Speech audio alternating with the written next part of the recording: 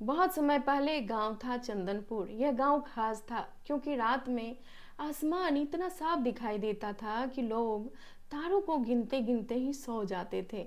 इसी गांव में एक चकोर नाम का एक हंसमुख और चतुर लड़का रहता था। उसे आसमान से बहुत लगाव था। हर रात वो एक खास तारा ढूंढता और कहता, ये मेरा दोस्त है, मैं इसे चमकी कहता हूँ। उसे क्या पता था कि वह तारा कोई साधारण तारा नहीं है। एक जादुई रात चकोर छत पर लेटा हुआ था कि अचानक चमकी तारा जोर से चमका और आसमान से नीचे गिरने लगा। धप!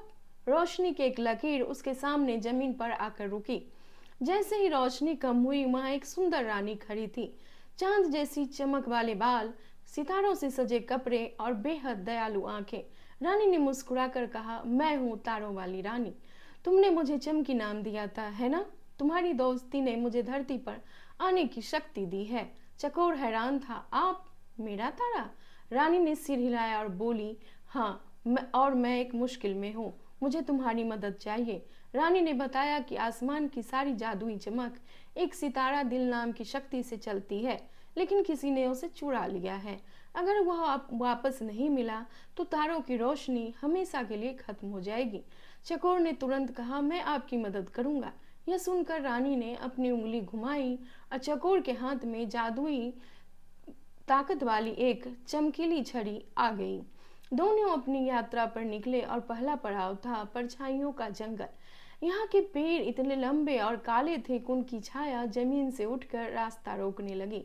रानी ने कहा, ये परछाइयों के रक्षक हैं, इन्हें सिर्फ सच्चाई की रोशनी से हराया जा सकता है।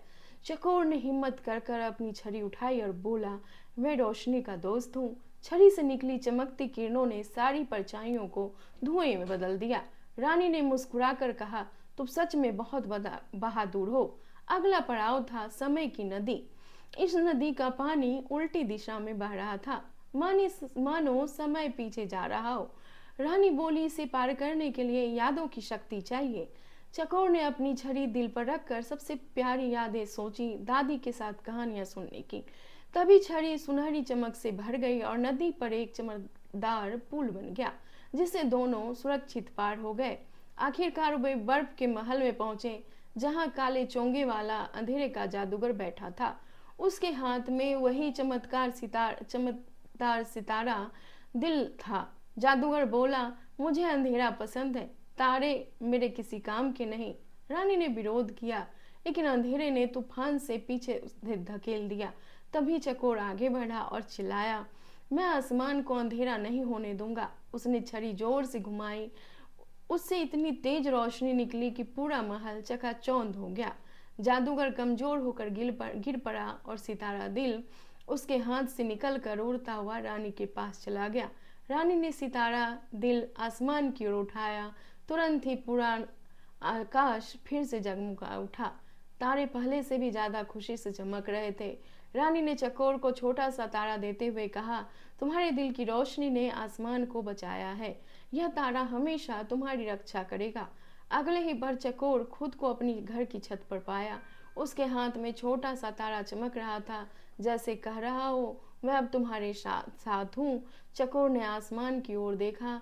चमकी तारा पहले से ज्यादा उजला था। उसकी मुस्कान रुक ही नहीं रही थी। दोस्तों, इस कहानी से हमें यही सीख मिलती है कि थोड़ी सी रोशनी से भी बड़ा से बड़ा अंधेरा मिट सकता है। साहस उम्र नहीं देखता, दिल देखता है, और किसी की मदद करना ही असली जादू होता है।